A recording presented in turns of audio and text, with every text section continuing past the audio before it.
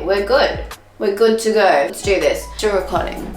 Yes. Today is the first day of my visual podcast. Welcome. I'm so excited to have you here. Let's get into this because I'm so excited to record this. Hello, my loves, and welcome back to another podcast. Today is a special day because not only am I talking about beltane, my favorite sabbat in the world, but I'm also on the visual version and the audio version. So whatever one you're listening to, let me know. I'm super excited to have a visual version. I wanted to do this for a while. I just needed to get a good camera. I didn't know what camera to get. I'm super excited to talk about beltane today. So let's get into it. You're gonna see me in the visual version. Look at my notes, okay? I have goldfish memory, I have ADHD, and I forget things at the best of times, not on purpose, even with things I like talking about. Beltane is the midway point between the spring equinox, Ostara. Now, Ostara literally felt like it was a day ago, but it wasn't a day ago. It was literally like, what? 7 weeks ago? I think that's correct. I'm not sure. It is the midway point between Ostara and the summer solstice Letha.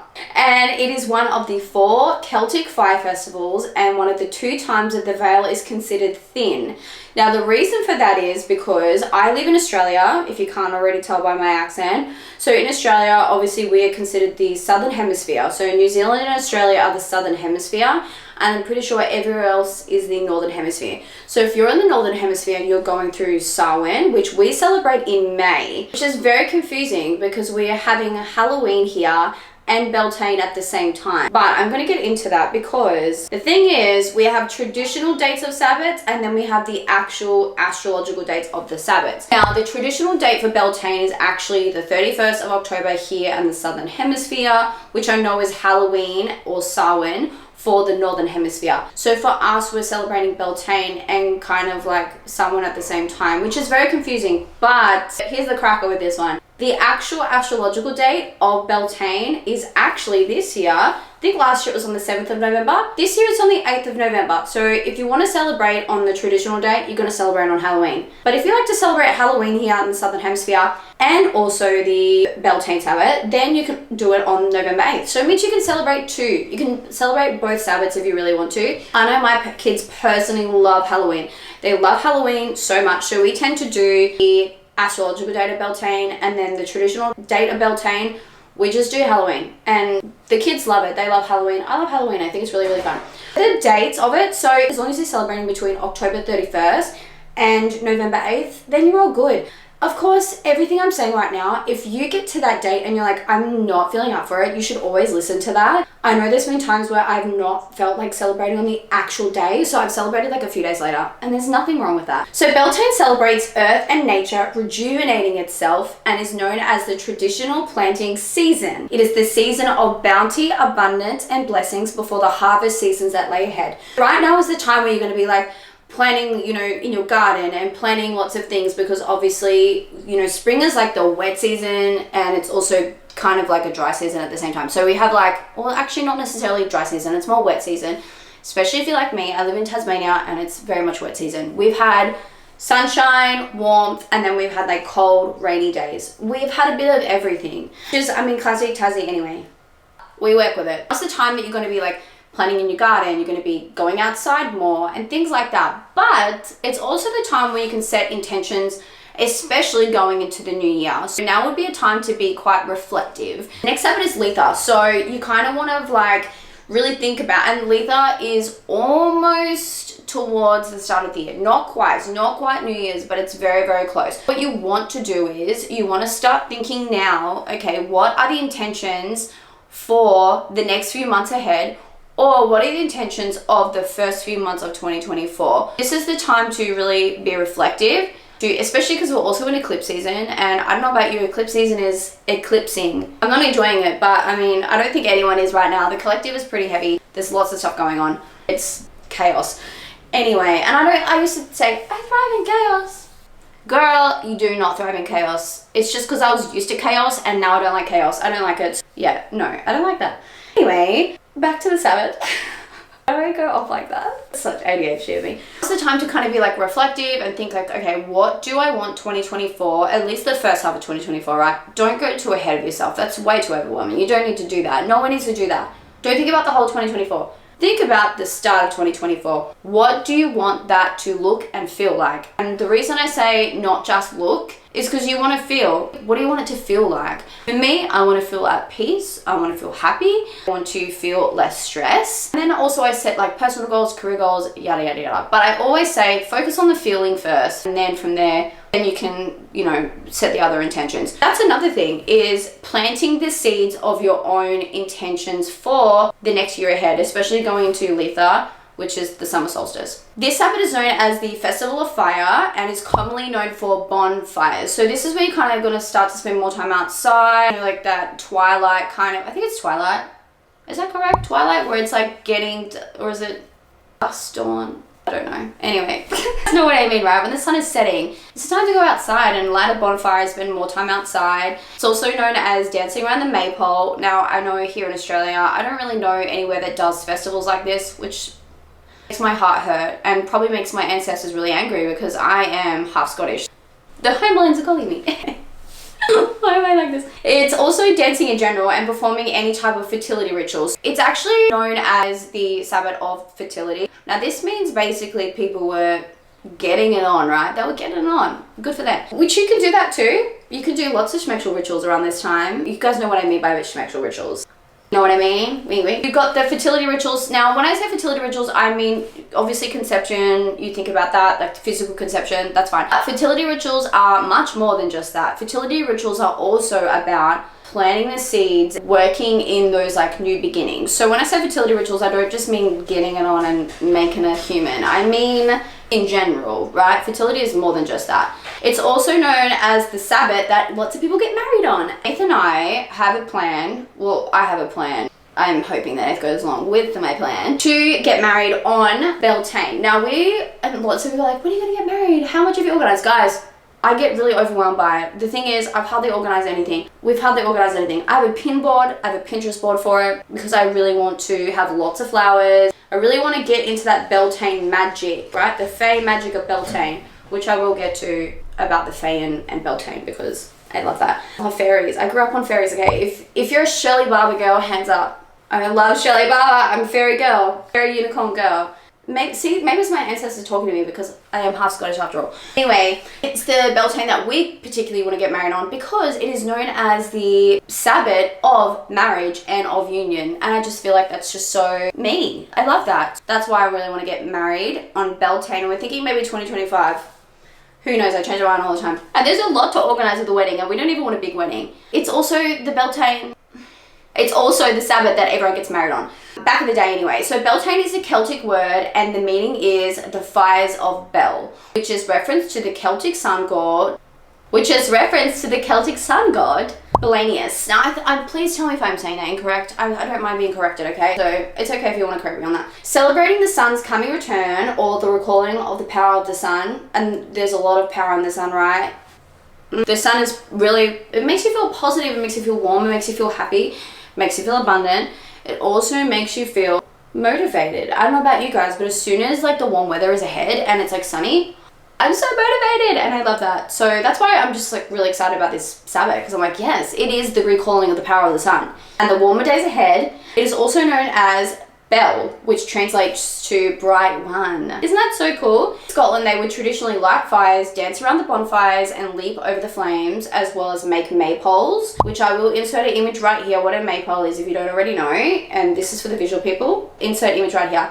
And dance around the maypoles and make floweries for their homes and crowns to wear during the festival. Guys, I want a Beltane festival. Let's get around that. Let's make that happen. So it's commonly referred to as May Day because the Celts live in the northern hemisphere and they experience peak spring in the month of May. Obviously here in Australia, we don't have that. So it's not May Day for us. Sad face. Like what's the month? October. Oh guys, no, it's November. Oh my god. What's wrong with me? October, November is our Beltane. We don't have May Day, as I said. So a lot of people were married on this festival or found this a time for conceiving, which is why it's known as the Festival of Fertility, Connection and Union. So there we go. That's what Beltane is all about. Now let's get into the associations, rituals you can do. I really hope that this part of the podcast in particular inspires you to do something different. And the thing is, if you're watching me visually right now, you would see I did in fact put a little ribbon in my hair because one of the big associations with Beltane, the Sabbath of Beltane, is in fact ribbons. So think of like the maypole, right? The maypole is you're dancing around it, and if you've seen my visual image here, if you're listening to the audio version, have a Google, you'll see what I'm talking about. So I really wanted to like encompass that. So I've got a little beltane magic going on right now, and I did put my oil Spellbound on because my Spellbound oil is very much connected to the face. That's what I did today to get in the mood for beltane. I'm excited about it. Let's get into the associations and then I'll get into the rituals that inspire you. Well, I hope they do anyway. Okay, so the associations are the fae, or known as fairies, unicorns, of course, ribbons, flowers, and lots of color. So think lots of like flowers, and like the greenery is coming back and the sun's coming back. It's just a beautiful time to be alive. So they're the associations, and then we have animals. So this is where I'm going to get a little bit deeper, okay? But just know that beltane is very closely associated with the fae. So if you want to connect with the fae, you want to learn more about the fae, now is the right time to do that. And I definitely recommend it. It's not, I honestly don't find the fae as scary as everyone says it is.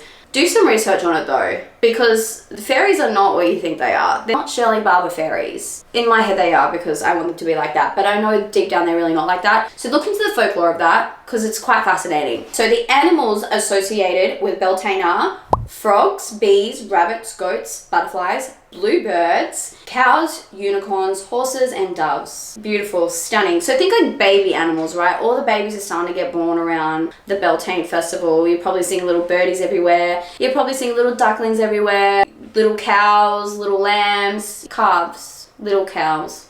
They're calves, Hannah. Anyway, sorry. I'm ridiculous at times. I'm just me, though I am human. Now we're going to go to altar decorations. I really hope that this inspires you to either create an altar or rejuvenate your altar. Give it a little zhuzh. Things that you can put on your altar to inspire beltane and magic is flowers, ribbons, even wildflowers, okay? Wildflowers are still flowers to me. Fae figures, so fae figurines. I'm sure you know what I mean by that. And bells. I love bells, and you can get those from dollar stores as well. So let's talk about the crystals that are associated with beltane. Now these crystals are the ones that you can actually put on your altar as well, or around your house, whatever you want to do, or even at the front of your house. As I said, whatever you feel called to do. We have bloodstone, green aventurine, emerald, jade, malachite, rhodonite, rose quartz, moonstone, sapphire, carnelian. And then I said, think new beginnings and fertility like crystals. They're the crystals. I love every one of those. So again, it's just like lots of color. Like think like yellow, pink, blue, green, brown, like grounding crystals even as well. Those sort of crystals are the ones that you want to work with. And I love bloodstone. I think bloodstone is a very underrated crystal, and I think I've said that before, but bloodstone is a really, really good crystal to work with. And we have colors. We just say botanicals and herbs. We will get to that. I'm getting ahead of myself here. I'm excited, okay? Colors, emerald green, green in general, but emerald green in particular. Think like my bookshelf here. If you're watching the visual one, you'll see what I mean. Pastel pink, magenta. I love the color magenta. It's so, when it's done right, magenta looks amazing. White, yellow, brown, and blue. For me, blue can be many different colors, but I think more like bluebird blue, or even like a pastel type blue. Think like pastel colors, very similar to All-Star in a way. I have botanicals and herbs. My personal fave, you guys know I love to work with botanicals and herbs every day. We have dandelions. Now, I was thinking the other day, oh my God, there's no dandelions. The dandelions are not out. Guys, they've just started coming out, which means I can start baking with them. Now, dandelions are so amazing for your health. Please do some research into this. Amazing for your kidneys, amazing for your liver. You can actually eat the entire plant. And it's so crazy to me that we're told that it's a weed, like quote unquote weed, when actually it's one of the most powerful plants that you can ingest into your body, and it's just amazing. Do some research into dandelion, and when they pop up in your house, don't kill them off, use them, because they're really, really amazing. Look that up, and I will in fact put up a dandelion recipe that I've made before, because my kids love my dandelion muffins, and they find it fascinating that I'm cooking with a weed. So we have rosemary, mint, bulb varieties, so think like tulips, daffodils, irises, that sort of stuff. I have heaps of irises popping up at the moment. Then we have dandelions, as I said, lemons, and mugwort. Now, I'm going to tell you guys first. You guys are going to be the first ones to know. Something exciting is coming. I have wanted to do a cream for a hot minute. And then I was watching Practical Magic the other night, and it inspired me. I came up with 5 new product ideas. So if you're in a creative rut, just watch like your favorite movie or read your favorite book, and trust me when I say you will be inspired all over again. I actually have a mugwort cream coming. So excited about that. Keep an eye out because it is coming, and mugwort is Obviously, if you're pregnant, you can't use it. I'm so sorry. But it's really amazing for like lucid dreaming, mugwort heals scars. It's incredible for the skin. It's also another really good one for eczema and things like that as well. If you haven't tried my nettle balm and you have eczema, please try it and let me know how you go. I personally think it's a miracle balm. I'm obsessed with my nettle balms. Now let's get into the foods to bake. So baking on a sabbat for me is one of my favorite things to do because it means I get to look after my family. I get to bake them little treats, and any excuse for some sugar, I'm gonna get around it, okay? I have a sweet tooth. So these are some foods or food ideas that you can use. Okay, so we've got fresh salads with edible flowers. If you haven't put edible flowers in your salads, what are you doing? It's so good. It makes it look so colorful, and they're just really good, and they're really good for your garden. And just please get around the edible flowers, okay? We have honey cake. It's really good, trust me. Honey cake with vanilla ice cream and like a lemon drizzle. Chef's kiss, so delicious. So look into that. Again, I can put a recipe up if you guys want me to. Any type of baked bread, make your own homemade bread. I started doing that. I really want to make sourdough. That's definitely on my list to do, but I'm still kind of acing the normal white bread. Once I ace that, I'm gonna move on to sourdough. And best believe it's gonna be the best sourdough that my family have ever eaten. Is that me being delusional? I don't think it is. And then we have lemonade from Fresh Lemon. I have a lemon tree in my backyard, so this is great for me because I have so many lemons I don't even know what to do with them. I've been giving them away to my neighbors. I feel very blessed that I have that problem. You can also obviously get lemons from the supermarket or your local grocer or your local market if that's what you do. And squeeze them and make fresh lemonade for you, your family, your friends, your kids, whatever you want to do. Make it, it's delicious. Homemade lemonade is the bomb. So let's talk about the deities that you can work with or learn about for Beltane. Aphrodite, my homegirl. Now, Aphrodite is all about like self-love, nurturing yourself. Trust me when I say, when you start working with Aphrodite, your whole life and concept of self-love is going to change. In the best way possible though. I'm gonna tell you that now, in the best way possible. Then we have Artemis. Now this is not a deity I've ever personally worked with. I don't know much about this deity, so do your research. We have Freya, another one I haven't personally worked with. Apollo, another one I have not worked with, but Apollo is actually the name of one of the characters that I'm reading at the moment in A Curse of True Love. If you haven't read Once Upon a Broken Heart series, what are you doing? You need to read it. This is me suggesting you read it. Low-key forcing you, but you should read it. They have Belanos and Rhiannon. Again, two other deities I personally don't work with. The deities I'm currently working with are Aphrodite, Hecate, and then Lilith. So they're the three deities I am currently working with. I don't like to overload myself. I like to really learn about them, tap into their energy, and then see how that feels for me personally in my craft, in my practice. Now we're going to go to the keywords of Beltane. So we have fertility, growth, love, connection, union, manifestation, enchantment, enhancement, ancestors, and abundance. So those are the words, like when you think of Beltane, those are the energies that you're going to be likely thinking about and harnessing. So I'm going to leave the episode with all the information I've given you today, which I think I've given a lot. And I hope I haven't overloaded you, but I'm just really excited about this Sabbath. It's one of my favorite Sabbats in the entire world. I love Beltane. It's one of my favorite Sabbats of all time, and I can't wait to celebrate it. I can't wait to celebrate it with you. And thank you so much for listening or watching, whatever platform you're using. As I said, I'm super excited that I now have this visual platform and I can actually like talk to you guys like this as well, and you can see me talking in person. You can also use the audio one as well. They're both just as good as one another. And I will chat with you soon. And please, if you can, give a little rating on either Apple Podcasts or Spotify, or if you're watching the YouTube version, if you could like and subscribe, that'd be so amazing. I'll chat with you soon. I'm done, yay!